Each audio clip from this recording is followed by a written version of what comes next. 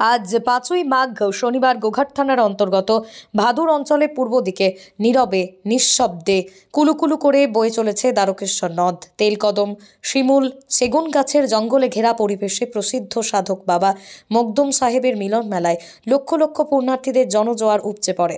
জাতি, ধর্ম, বর্ণ নির্বিশেষে মেলায় সমস্ত মানুষ একসাথে হাত মিলিয়ে মেলাটিকে উপভোগ করেন, সাফল্যমণ্ডিত করেন। এই পীরের ইতিহাস অনেক পুরনো, প্রায় ৫০০ বছরের আগেই মুঘল যুগের সময় থেকেই বাবা মকদুম সাহেবের খ্যাতি। এই মেলা শুরু হয় বাম আমলে, তাই ২৩ বছর ধরেই চলে আসছে এই মেলা। সাম্প্রদায়িক সম্প্রীতি অনন্য নজির এই মেলা। মনে হয় এ যেন মিনি গঙ্গাসাগরের মেলা। যারা ধর্মের ধ্বজা তুলে, ধর্মের চাদর গায়ে দিয়ে সমাজে হিন্দু মুসলিম দুই সম্প্রদায়ের মধ্যে বিভেদ সৃষ্টি করে, তাদের এই মেলা পরিদর্শন করা উচিত। তারা এ থেকে অনেক শিক্ষা লাভ করতে পারবেন, এমনটাই অভিমত অনেকেরই। খবরটি ভালো লাগলে আমাদের চ্যানেলটি সাবস্ক্রাইব করে পাশে থাকুন। আপনারা দেখছেন খবর আরামবাগ, যে কথা কেউ বলে না, আপনার পাশে, আপনার সাথে।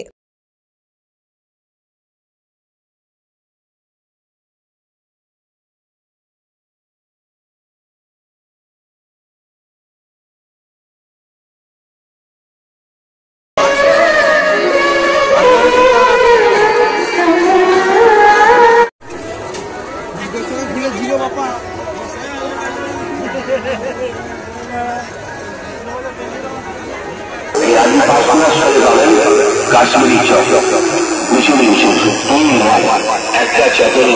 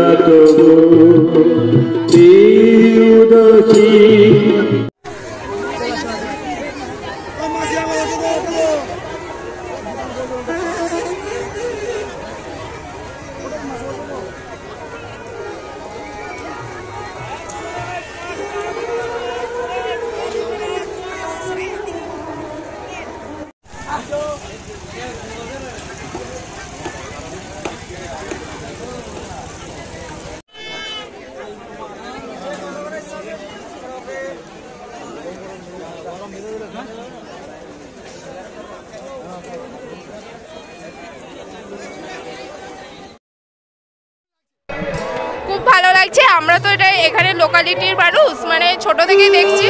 খুব ভালো লাগে মেলায় আসতে, একদিনে সবার সাথে দেখা হয় আর ভালো লাগে আসতে। কতবার এসছেন এটা নিয়ে? এটা নিয়ে প্রায় ছোটবেলা থেকেই দেখছি, মানে কতবার এসছি সেরকম ভাবে কিছু মনে নেই। হ্যাঁ হ্যাঁ, প্রতি বছর এখানে আসা হয়। পরিবর্তন মানে লকডাউনের সময় তো পরিবর্তন কিছু হয়েছিল, তখন একটু খারাপ লাগতো, কিন্তু এখন ভালো লাগছে, আবার সেই পুরনো মেজাজে ফিরে এসছে। অঙ্কিতা, আমি স্টুডেন্ট। এই মেলার ইতিহাসের ব্যাপারে একটু ছোট করে যদি কিছু বলেন। এখানকার পীর সাহেব মকদুম বাবা খুব জাগ্রত, এবং ১০০ বছর আগে থাকতে এখানে ঔরস হয়। এই মেলাটা হচ্ছে ২০০০ সাল থেকে, আজ ২৩ বছর একটু জমকালো মেলাটা হচ্ছে। এটাকে ঠিক মেলা বললে হয় না, এটাকে এক কথায় মিলন মেলা বলা যায়। এখানে সমস্ত ধর্ম বর্ণের মানুষ এসে এখানে সব এক হয়ে যায়। সব ধর্মের মানুষ পাশাপাশি বসে খায়।